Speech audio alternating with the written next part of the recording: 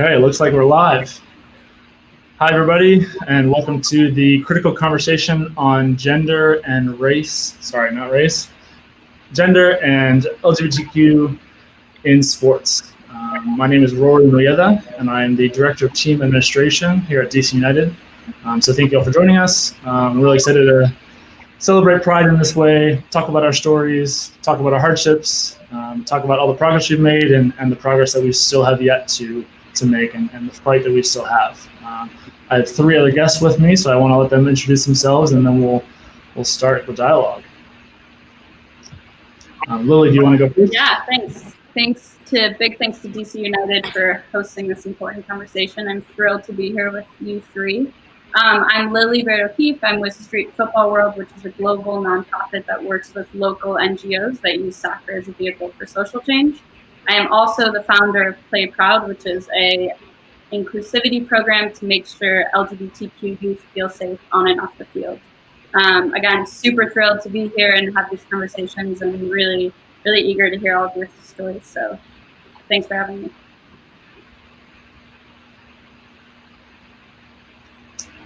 Collin, go ahead.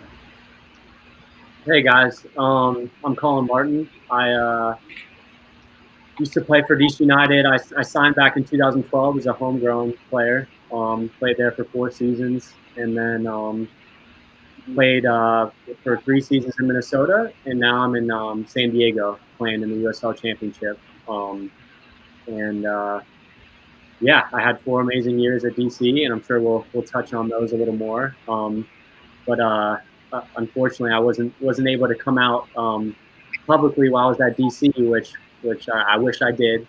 But no, I came out publicly 2 years ago around this time in Minnesota, and yeah, I've been really fortunate to be at the clubs I've been at, and I'm looking forward to this conversation. Yeah.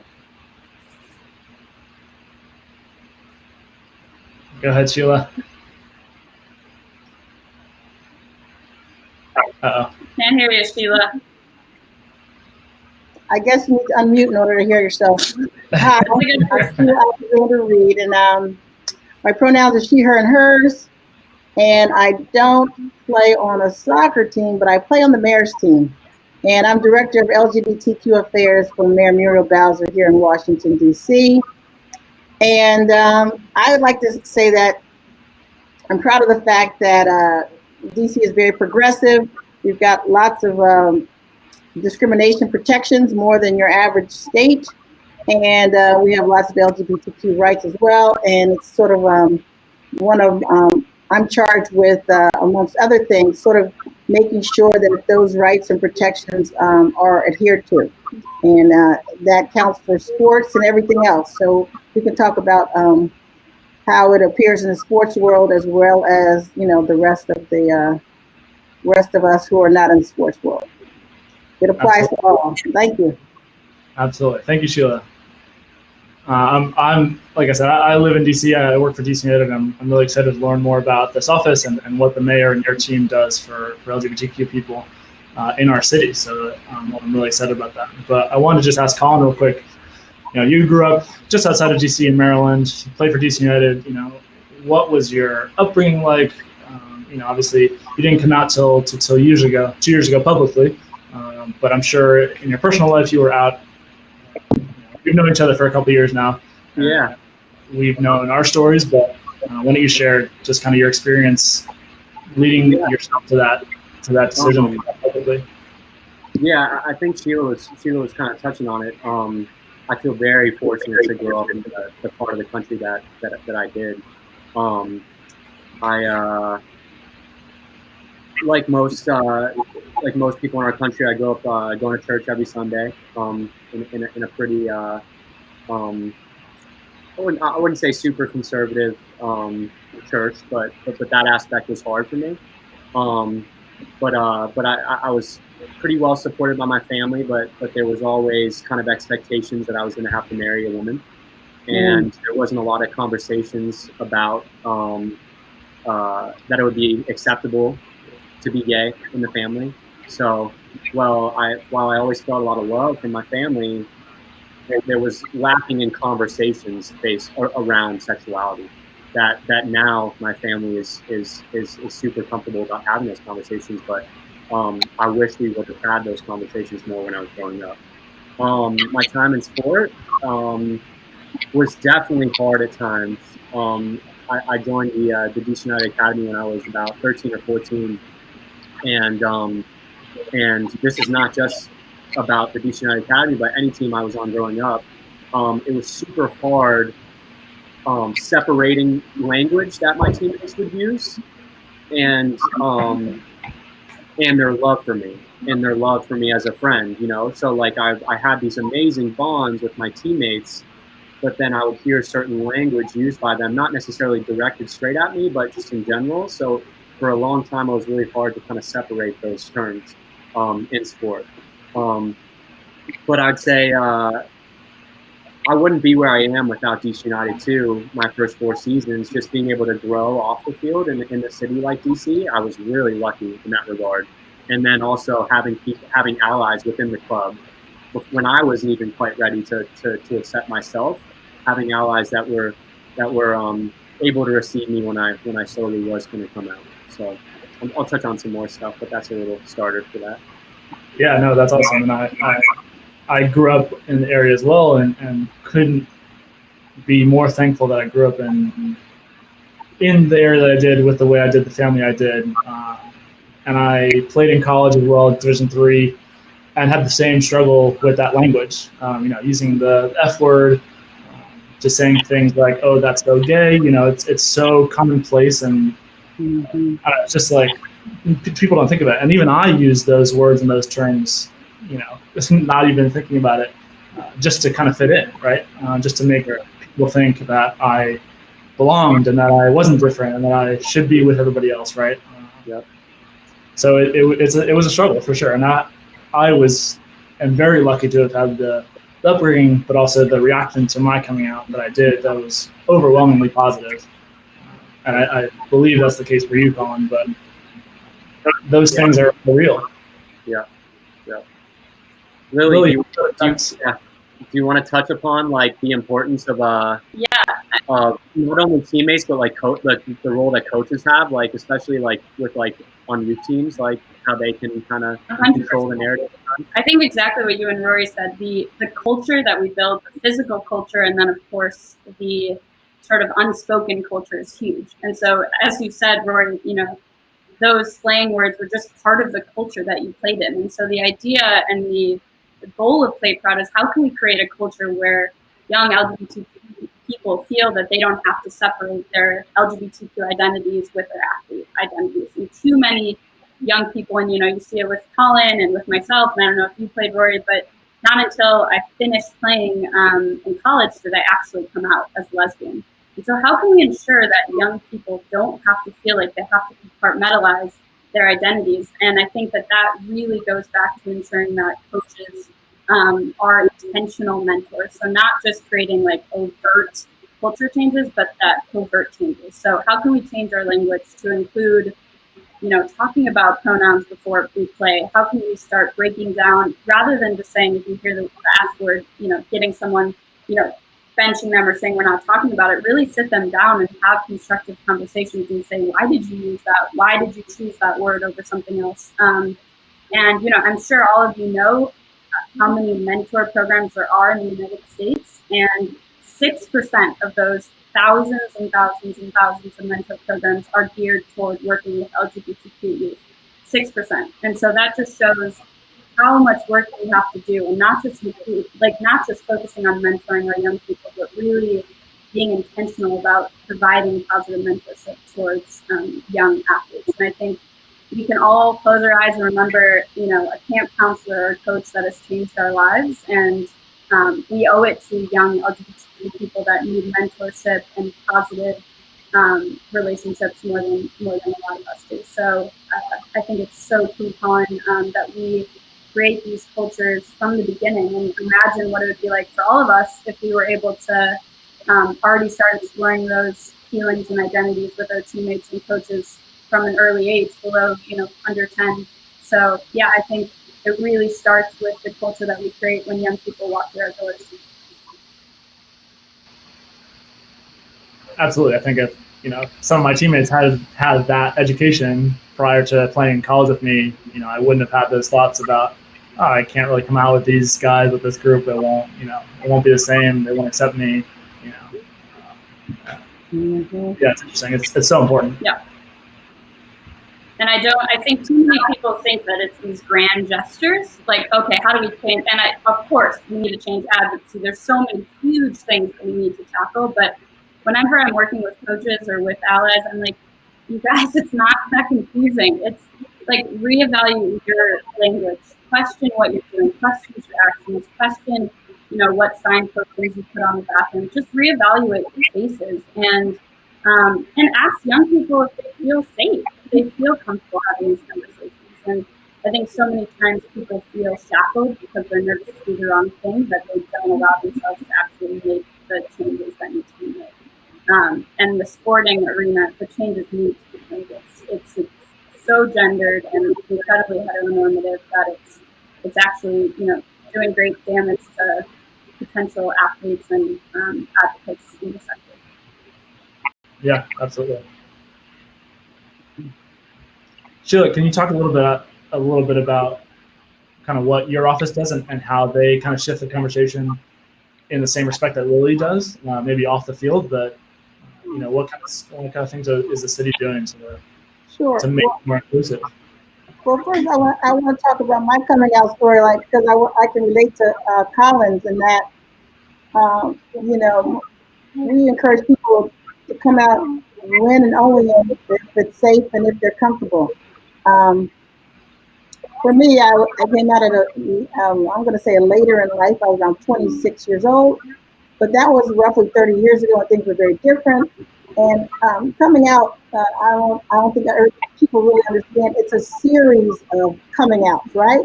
You may come out to your mother, your father. You may come out to your relatives. When I go to the barbershop, I have to decide if I'm going to come out to my barber, let that know that the woman who came in with me is my partner, or if I go to the hair salon with her, do we let them know that I'm her partner? So, and each time it's a judgment call. Like, am I safe? Is it relevant? Or do I just feel comfortable? And sometimes I am not, and most times I am, but sometimes I'm not. So it's always like you use your spidey sense. As far as what we do today, DC has over 20 protected traits, and it's Human Rights Act, and one of them is, or three of them, sexual orientation, gender identity, and gender expression. And that means you can't be discriminated against based on housing, employment, excuse me, public accommodations, things like that. And it's great that the Supreme Court, came out in support of protecting LGBTQ people in employment.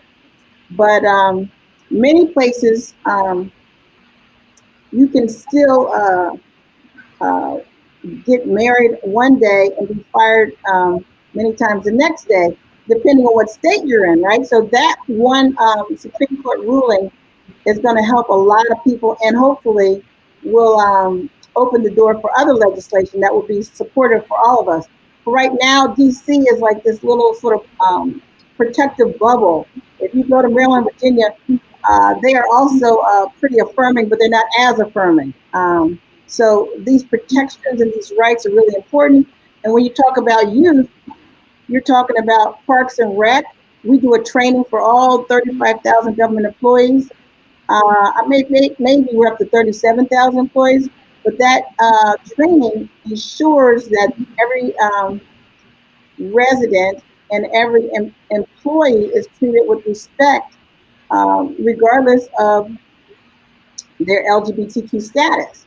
And so that is taught to Department of Recs coaches and people who sign you in, people who are monitoring the pools, as well as everybody else in DC government. So the thing has to start where you want the employees to know, as well as you want upper management to know, because upper management is not going to be the one who's seeing these little kids coming out of the pool, right? It's going to be the lower level folks who will sign people in And so you want to make sure everybody is on the same page, because in DC, we've got zero tolerance for discrimination. You know, we've got an Office of Human Rights, and they are put in place to make sure that rights and protections are there and adhered to. And if somebody feels discriminated against, we get many calls, and we direct people directly to Office of Human Rights, where they will investigate.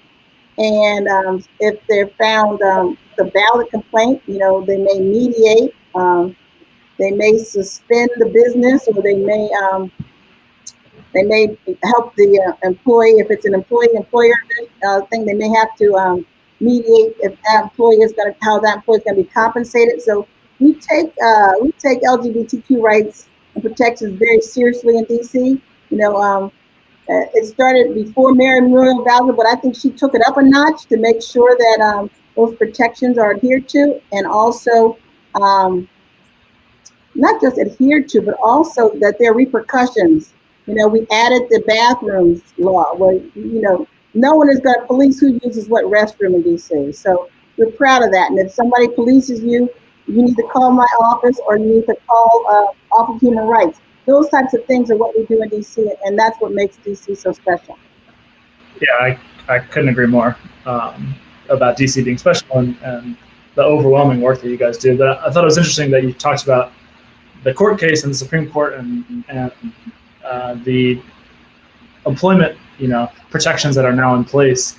And I mentioned before, we've made a lot of progress, but we have so much progress to make. And I think a lot of people, when they think about, you know, gay rights, LGBTQ rights, is, you know, gay marriage. Okay, same-sex marriage is now legal. Wow, like, I mean, what a milestone! Like, right.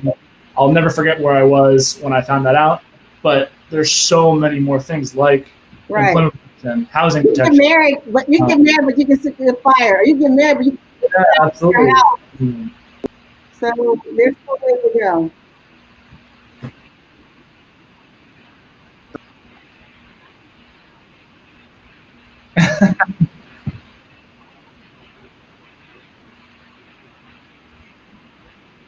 Yeah.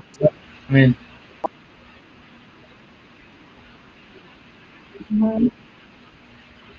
And Chris is a very educated, very like huge ally. Like, he's awesome, right? So for somebody like him,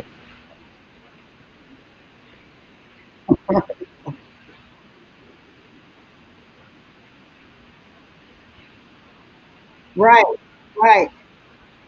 It's patchwork. It depends on where you are and what right you're trying to implement. So it's still a state by state, and so we need more of these sort of rulings to protect everybody everywhere. For sure. Mm-hmm. Yeah, we're good. Mm-hmm. You're good. I have a question. So, how old were each of you when you came out? I was 26. I already said that, but I like to go around the horn and hear that. I was 21. I was just out of college. Like, basically right after I graduated college, I came out.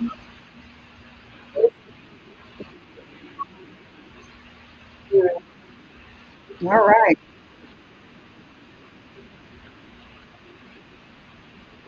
Mm. Collin, what about you?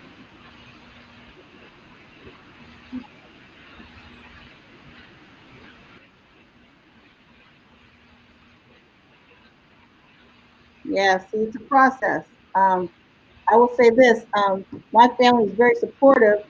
Well, most of them, they've all come along, but they came in like waves. But when I wanted to get married, you know, my mother loves me. My mother's like, great, I got you. I said, well, I want to invite all of our relatives to the wedding. She's like, why we got to do that? Why do we have to, you know, I love you, I support you. We have to tell everybody. I'm like, yes, we do. Because that's what my brother and sister did when they got married. And so that I'm not any different. So that tells me that not only is my coming out a process, but it's also a process for my mother.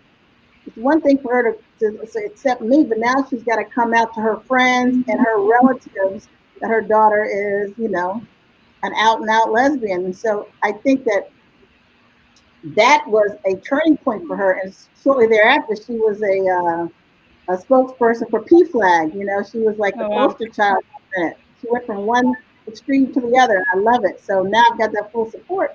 But you just have to understand that it's always a risk. You don't ever know. And so, again, I always tell people, come out when you're comfortable. If you're comfortable and if it's safe. For sure. Can you guys hear me again now? Yeah, you're good. I've been getting stuff from the outside that my mic hasn't been going through. But am I good too? I came out publicly when I was 23 and to my million friends around 21. Gotcha. See, it's a process. Now you can talk about your mom like Sheila. Yeah.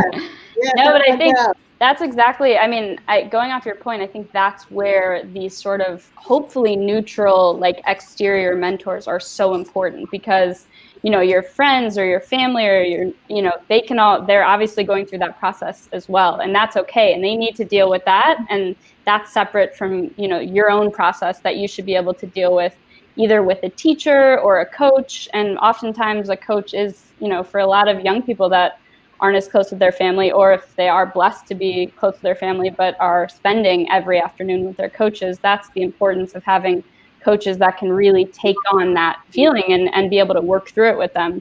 And, you know, obviously it's a process for everyone, but hopefully the next generation feel like they can start that coming out process and those conversations before their 20s and be able to explore that, you know, during the vital years of your adolescent years. And I think as you said, sometimes your family's going through it with you, and that's okay. But that's where you're able to sort of, you know, find another space to be able to work through your own process.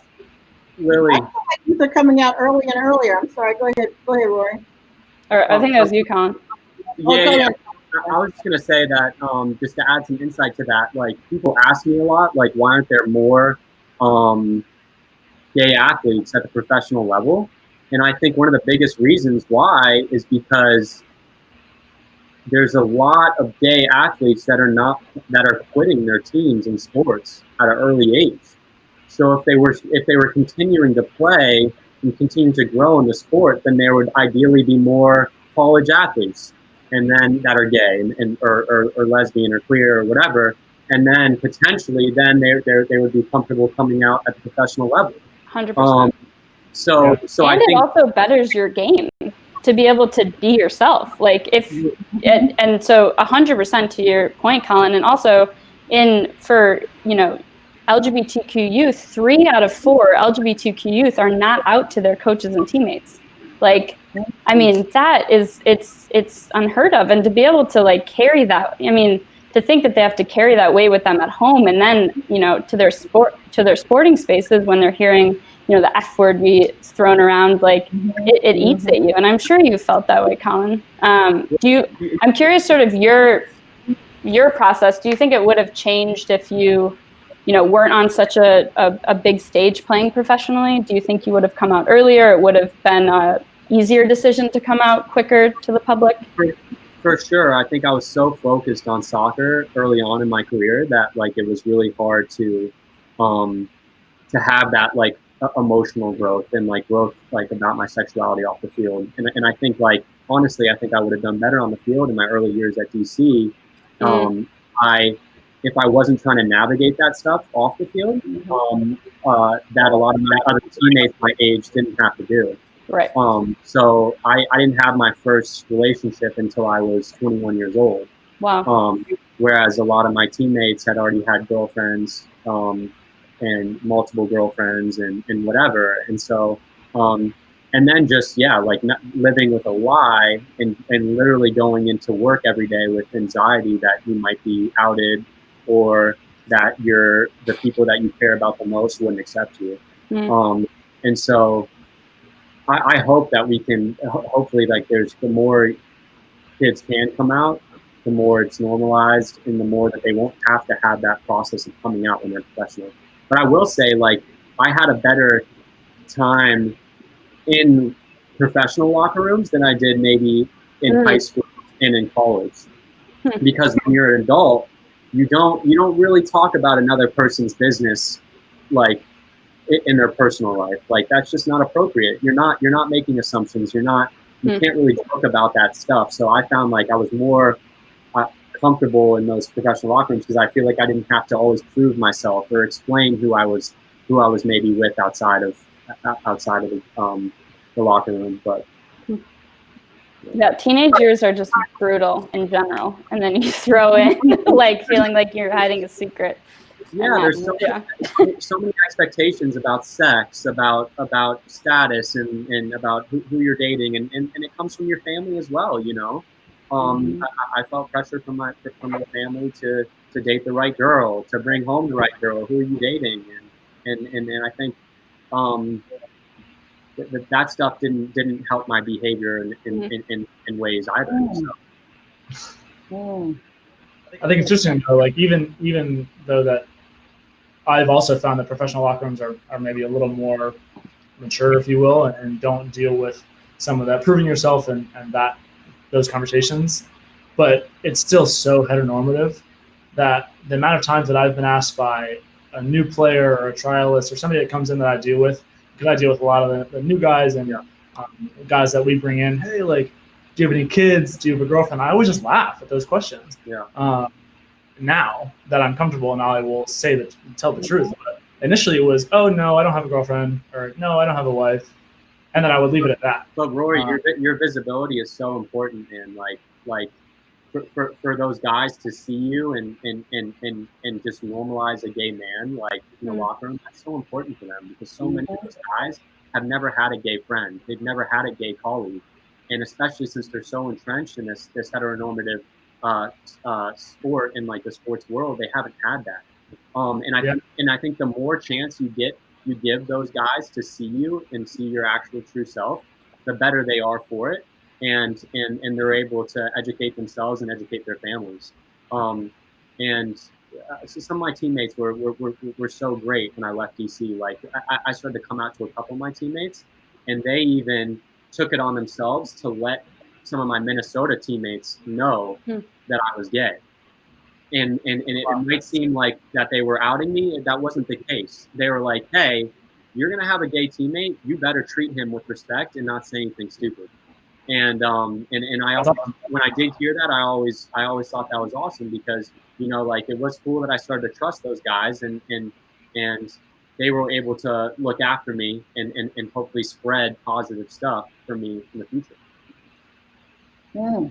Yeah, I mean, that's the kind of allyship that you would need. Not just saying, hey, like, coming out to somebody and if that's okay with me, I accept you, I still love you as a friend and as a teammate, but going that extra mile to defend you and to look out for you, even when you're not their teammate and you're in a different situation. And that goes, you know, in every locker room, every situation, right? Like every workplace. That's so important. And like you said, it just creates this environment of inclusivity, but also of learning, education, you know, and getting to know people who aren't like you. It's so important. Rory, I want to say, like, when you said people come in and ask, you know, you about your girlfriend or things like that, that's what we do with our training. We train employees to ask, you know, not the little kid, what does your mommy and daddy do? But, you know, ask if it's relevant, asking what your mommy and daddy do, which perhaps it's not. But what do your parents do? You know, we just try to train people to not assume everyone has man and woman as parents. You know, a lot of kids have same-sex parents, and you shouldn't just assume, and like you said, assume that heteronormative thinking. And same thing with other questions we ask. We want to make them all sort of gender neutral. So then people don't have to A, feel awkward, B, laugh, or C, lie, you know? And a lot of times, it's incumbent upon us to think in such a way that we act not assuming that everyone is straight or everyone is gay. So I think that's a process that we do teach people. We have to stop assuming, stop all assumption, and we often drop the Miss and Mr. as well, you know. So I think it is a process. And when you talked about Lilli, kids, I think that sometimes a lot of the kids are really advanced these days. So the kids that we work, you know, I work a lot with homeless LGBTQ youth, and they are so advanced, and they're coming out at younger and younger ages. You know, they're pansexual, they're non-binary, they're gender fluid. I was like, wow, I wish I had known all these phrases when I was coming out. But their environment may be such that you can train, it's not always the children, but it's also the environment around them. You know, they may not have a problem with someone's LGBTQ status, but if they feel that they need to bring that person down in order to survive in their environment, if you will, that they have to continue to abuse or harass somebody in order to be accepted, that lets you know that that's a toxic environment. Because I think most kids, although you're right, teenagers can be brutal, but I've seen sort of middle school kids who all accept all of their friends who are LGBTQ and non-binary or questioning, and it's only when you get into these environments where they feel that they have to put someone else down in order to be accepted by everyone else. And I think that that's a lot of peer pressure. And I think those are the sort of things that you have to identify and work on. One more thing, when we're talking about putting homeless LGBTQ youth, or I'll say housing on stable youth in shelters, it's not just the youth that you have to deal with. You have to deal with the staff at the shelter. So my question is, what is the league doing to talk to coaches? And what is the league doing itself to make players feel safe to come out? I think that's a great question. I don't know. I don't know the answer to that. Well, maybe we can talk. I mean, if we're talking, maybe do training or something. Yeah, I mean, I also think the importance is going beyond just, I mean, I'm sure many of you can talk about all the different panels or engagements you've had around Pride Month in June, but I think it's key for the league, for the teams, for all of us to go beyond just this 1 month in June that we're having these conversations. Like, and Sheila, I 100% agree with you. Kids are clued in, they're advanced, they're ready to make progress, and oftentimes they're looking up to their professional athletes or their coaches that are oftentimes older, and then they're getting those signals like, ooh, this is not a safe space, or ooh, you should have a girlfriend if you're a boy, or you should have a boyfriend if you're a girl, and they're like, oh shit, like this is not safe for me. I can't like be myself here. So oftentimes we're creating these, we're taking these non-formal spaces that we could use to progress and grow with our young people, and we're oftentimes, you know, keeping the growth at a minimum. And I tell the story all the time. We had 8 out of 12 of our high school age girls that were lesbians. So 8 out of 12 lesbians. And their male coach got in front of them. And I was sitting and watching. Their male coach said, all of you guys, you know, we had the end of the year barbecue the next day. All of you guys can bring your boyfriends to the barbecue tomorrow. And, you know, he was a very wonderful coach. Everyone loved him. He's a wonderful, but he wouldn't even thought to say partner. And until you do those trainings, or until you give that, you know, until you sit them down, you know, what do you think those 8 girls thought when they wanted to bring their girlfriends to the barbecue the next day? And automatically that's a signal like, my relationship is not valid. This coach I can't trust. Am I doing something wrong? And so that's where the spiral comes of like, maybe I need to go to another space and quit soccer. Maybe I just should stay closeted. And so I think that we, as, you know, as parts of this of the sport and the league, need to ensure that these conversations are happening outside of just this month. Because far too often there's too many rainbow flags and conversations, and then July 1 and we're back at the grind and going about what feels most comfortable because we're used to it. And we have to change that. We can't just go wait another year to have these conversations again. Right. I think they're probably having the conversation about people of color. So I would just add at the conversation the intersectionality. There are a lot of Black and brown people of color who are LGBTQ who are in those leagues as well. So, I mean, let's have the conversation and include everybody, include all the topics. It's a great time to do all that.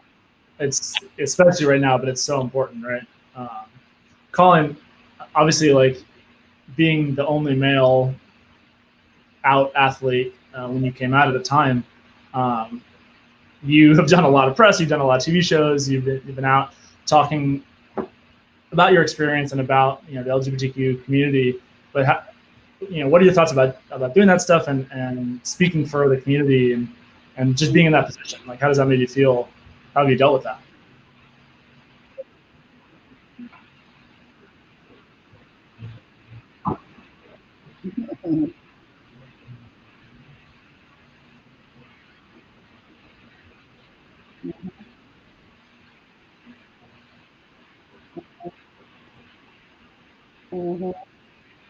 And different, and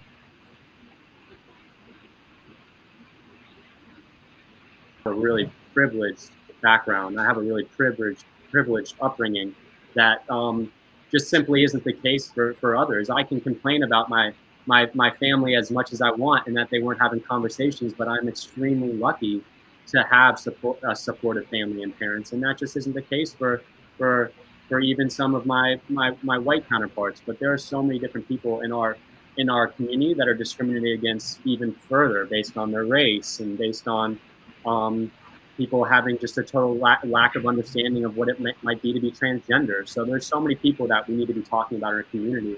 And so I feel like it isn't always fair for me to be speaking on behalf of everyone. But at the same time, I take a lot of responsibility for speaking on behalf of people that don't look like me, and that maybe that I don't have that same experience. So, for example, speaking out on Idaho stripping transgender high school students of the ability to play the sport they love. That's ridiculous. That's something that I don't understand myself. I don't understand the exact reasons why a state would want to not allow certain children to play the sport they love, but I think it's crazy and it's ridiculous, and so I want to speak on certain things that don't necessarily affect myself. But yeah, it's a challenge, but definitely a responsibility that I like to take on, and just shed light that, like, hey, we're not all the same. We're all very different, but I'm very proud to be a part of this community because we represent so much good and so much diversity in the country we live in. So, I mean, I think that's such an important part of allyship and understanding that this experience is not my experience. This DC's been kind of a flashpoint for these Black Lives Matter protests and the George Floyd protests, and I've been out there. I was out there for almost 2 weeks every day with a sign and with some friends, and just making sure that I was outside the White House making my voice heard. But obviously, I'm not Black. I have never felt the way that Black people feel in front of police or in those types of situations. But the very least that I can do is be out there and say, I'm behind you, I support you, and listen and educate, right? Early on in the month when all this was going down, I was working with Athlete Ally. I think you know about Athlete Ally and the Playing for Pride stuff that we do. And I'll give myself a little credit, but I was like, hey, like this money that we're raising this month, we should be focusing on some of the other people in our community that aren't getting that same funding, and that's the Black and brown people in our LGBTQ community. And why am I just now making the connections that there's other people in our community? Right. So I ask that question a lot. Why did it take 8 minutes and 46 seconds for the world to wake up? Yeah, why do we always have to be reactionary with our allyship? Why can't we be more proactive in the ways that we try to stick up for people? And that's something that I'm really trying to work on now. It's like, don't just do things when you feel it's right and when you feel it's trendy to start speaking up on things. We need to start working on things before there's a world uprising. And before there's plenty more people dying, So and it's similar to what we spoke about earlier, Collin. I mean, even being part of the LGBTQ community doesn't give us a pass to be supporting the folks within the community that need us and need our support. And there is such a hierarchy, even being able to stay closeted and not come out, or come out as a cisgendered white man or a femme lesbian. That is a privilege in itself, to be able to choose. The act of choice is a privilege, and so many people don't have that privilege, Black and brown and trans folks in our community. And that's where it's not only supporting, that we need to look within, and you can't just sort of like throw a rainbow flag on and say, I'm part of the community, I can sit back, I'm marginalized, and really look at how the hierarchy presents itself, and look around and shift over and how we can support the folks in our own community. And if I could jump in there, I would say that a lot of people, are asking, what can I do? How can I help? And I always say, first of all, like you said, Collin, look within, look at yourself, look at your privilege. How have you used it?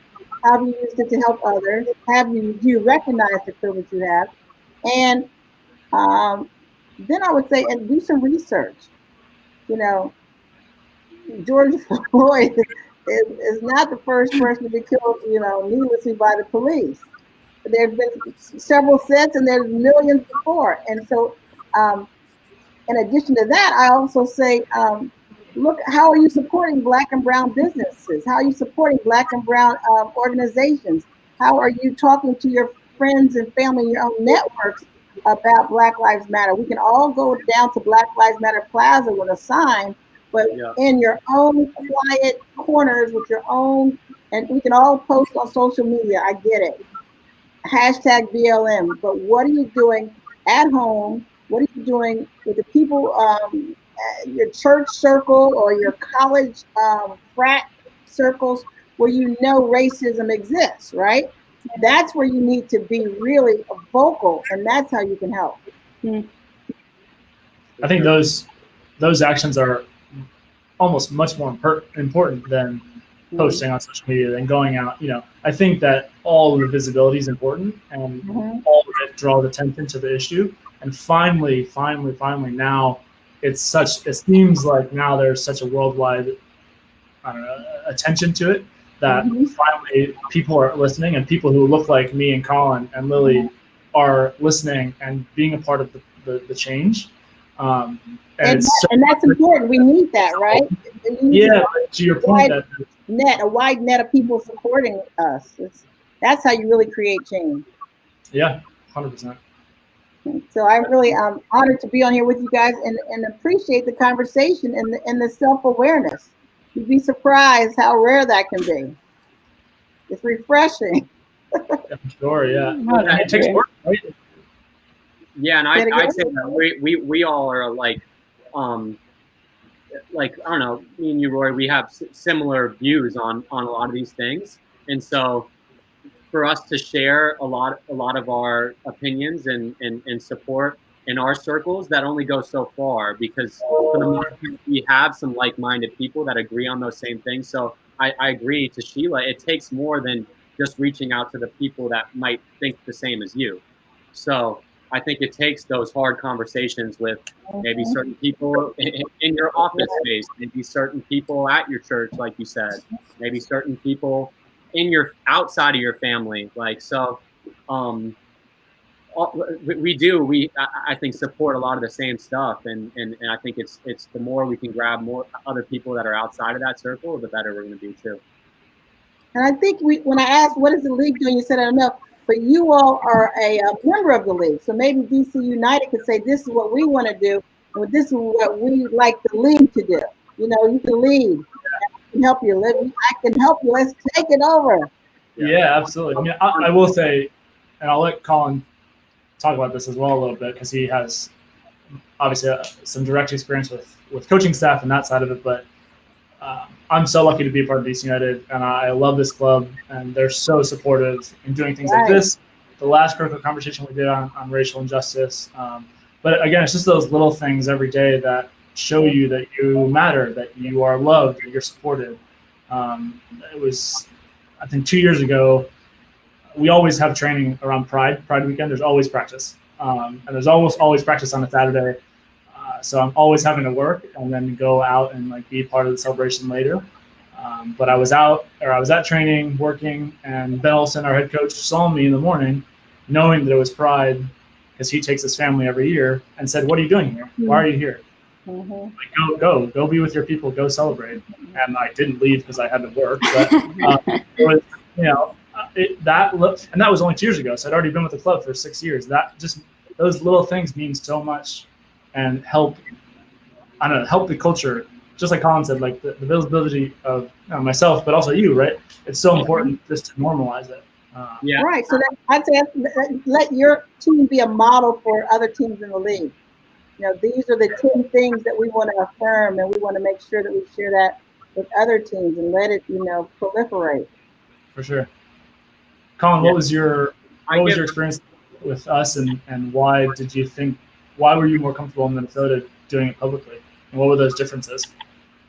Well, first off, I give Ben a lot of credit. Ben Olsen's our head coach at DC United, and he's been with the team for so many years, and he never directly spoke about how accepting he would be to have a gay player, because he just didn't know. But I felt his support. I feel like maybe now, after my coming out and in general with his own growth, I think he maybe is at a place to have more of those conversations for future kids that he does coach. And I feel great about that. But there's people that make you feel a certain way regardless with actually saying the words, and Ben was one of those people for me. I felt his allyship regardless of him not speaking the words to me. But I wouldn't say it was any reason why I didn't come out with DC. It was more like I was getting to that point. It was a culmination of a lot of different things for me. Because I had come out to I would say probably 5 or 6 teammates at DC right before I was about to come out publicly, or like before I left to Minnesota, you know. So I was starting to get pretty comfortable with DC, and then I brought my boyfriend to games, and you know that because he used to help help get them all set up in the stadium. So it's all those little small steps and acts that eventually give you the courage to make the big decision. So. Can you guys hear that, like, really loud, like, lawnmower on the background? No. No. Not at all. All right. Not at all. I have a quick question for you, Collin. What was it about Minnesota that made it easier to come out there? Yeah, I was kind of trying to touch on it, but like, I think DC is so gay. DC is so gay. This is the place. I know, but I think the problem was that when you're living in a lie, and when you've lied to your teammates and in your employer and even some of your friends and family for so long, sometimes you really do need a complete refresh and a new change of scenery to start a new slate. And for me, that was Minnesota for me. I was meeting all new people, and I was proud of the fact that I did have a boyfriend at the time, but I was like, you're not going to lie to a single person. And I didn't. And I came out to people when I did, slowly but surely, and you build that up. And before I came out publicly, I'd been out to the whole team for about a year. So like publicly it was just, that was like the cherry on the top. But like coming out to the people that I cared the most about, that was the hardest, most rewarding stuff to me. But I'd say, yeah, just like, you know, it felt disingenuous, like for me at DC to have to unpack all those lies and like, in the times of being in the closet, just to get to the point where I was, to be able to tell, like, I'd say, I don't know, 10 or 12 people, like, that gave me the courage to then, Minnesota, hey, I'm being myself, and I'm letting everybody know about me. Yeah, because the couple people that I told in DC, they supported me amazingly. So. And how's been the move to San Diego, Ben? Does it feel like you started fresh, or? Yeah, great. We have a great coach. Landon is super hyper aware of anyone's unique differences on the team, and he's been vocal himself about being an ally, which is great. And he just did a piece actually with the team talking about how he hasn't even had to address the fact that I'm gay, because the team's culture is just so accepting that like it isn't an issue. It isn't an issue, and as a player, that's what you want, right? because you don't want to have to feel like you have to come out in front of the whole team or you have to make it an issue, because it's not an issue. That's the point. It shouldn't be an issue. So it's been great. Awesome. I was gonna say, those are the. Go ahead, Sheila. I was gonna say it's Pride Month, and so I have a quick question. In DC, we celebrated. Obviously it's COVID-19. You can't celebrate the way you used to. DC, boasts that it has the largest Pride parade and festival. Or I'm sorry, second largest in the country. And today at 17th and P Street, we painted the rainbow flag across 4 sides of the crosswalk. Crosswalk? Yeah, I'm really proud to say it wasn't just the LGBTQ rainbow flag. It had the black and brown and the trans colors. So it's totally inclusive, and I'm really proud of DC. I'm really proud of the mayor for sort of, being behind this, because you can talk the talk, you got to walk the walk. So when you talk about diversity and inclusion, and I think a lot of this has to do with a lot of the attention that Black and brown people are now getting their say and their seat at the table. But I'm really proud that we did not do the obvious thing and just paint the typical rainbow, that we went ahead and made the progressive design by Daniel Quasar that has the sort of triangle with the pink and white and the black and brown, and it's on all 4 sides of that intersection, so you can't miss it. So that's one of the ways that we're celebrating Pride, as well as having a lot of virtual events on Zoom. But I'm curious how you all are celebrating Pride. I mean, for me, it's been the first half of it was protesting, and then I had to kind of take a step away and take care of myself and make sure I was, not exposing myself too much and just for work purposes. But I don't know. I celebrate Pride every day, right? Just being at work and being in this environment, that's how I see it. And obviously June is a special month, and you pay even more attention to it. For me, it's making sure I remember who came first and where Pride came from, and Black and brown. It came from a protest of all things. You come full circle. Exactly. So that's how I celebrate it. Is the team doing anything? Because I know it's hard because you all are not, It's tough. Yeah, this is what we're doing. All right. Good job. Educational celebration. No, and this is really important. So, Collin, what are you all doing in San Diego? Anything? No. I mean, the team, the team's Pride game got canceled, just because we're not playing any games. I was actually able to march in LA at the Black Lives Matter movement in coordination with the LGBTQ community, and in a particular focus on a lot of the Black trans lives that we've lost. And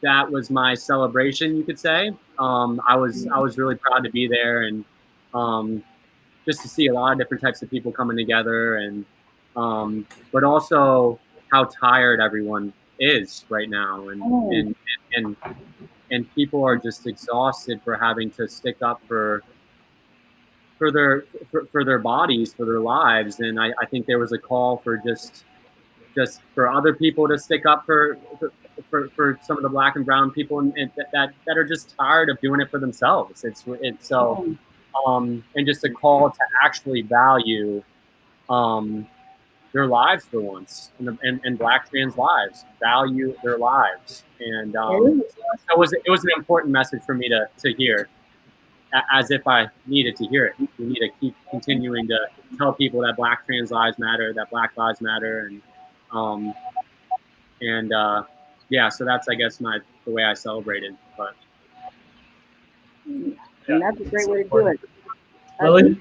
Yeah, Pride's definitely had a different ring to it this year. I think it's definitely been more I've taken more of a introspection on this month, and really thinking more about, as you said, Rory, sort of who have come before me and how can I show up this month. Usually I take it as really a party, like party Pride, and getting out there, getting with my friends, my partner, my dog, and really hitting the streets. But it's sort of been does not feel right this year. And I think really like self-checking myself and thinking about, how I can show up for others who need to have additional support this year. And as you mentioned, Collin, I was also at the Black Trans Lives Matter rally and protest in Brooklyn with 15,000 other people, and that was an incredibly moving experience. So I think at Pride 2020 we'll remember it forever, that's for sure. And it definitely has had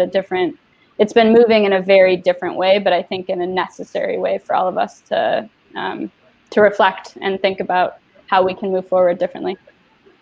Yeah, I think what's happening is it moves kind of like from this sort of proud and celebration to the protest. It's like, yeah, I'm proud that I'm gay, but I'm also protesting for others that are still marginalized. Exactly. Yeah.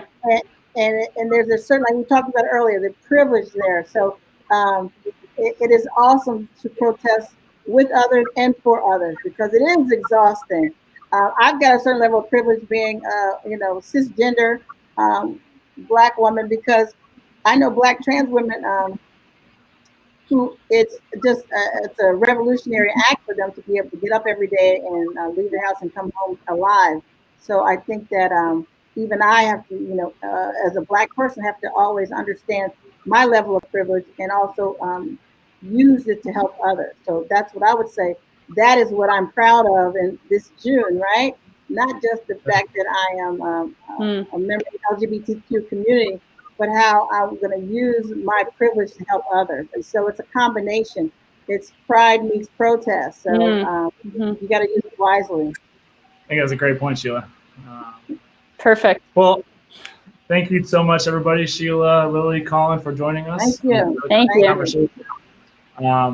Just like Sheila led off, I think that we should use this moment to kind of check our privilege, check ourselves, educate ourselves. And I so appreciate the club, DC United, but also you three in joining me to learn so much more. And thank you for sharing your stories. No, thank you for having us. Yeah, thanks, DC United. Yeah, thank you, DC United. Appreciate Let me know when it's LGBTQ night out. Yes, ma'am. June and I'll see you on 2021. Street tonight. 2021. All right. Thank you. Go win your group in Orlando. All right. Gotcha. I hope so. Thank you. Yeah. It's going. Good looking, buddy.